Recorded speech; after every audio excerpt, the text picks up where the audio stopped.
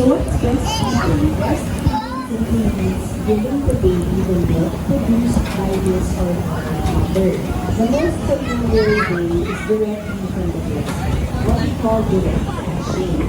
But breastfeeding also express breast milk. So the mommy makes breast milk, right? Uh-oh. The breast pump. What will you say? Properly and have a caretaker give it to the baby. How about this one, Mario? Sit down here. For our working moms. Going back to work. Wow! Expression probably started as a part of home and in the workplace, breastfeeding can continue. So that is our first in the crowd. This is already one of mommy produces the milk. We can help them with washing the Here ka na lang, oh. Doon, oh. Doon. baby milk, baby the baby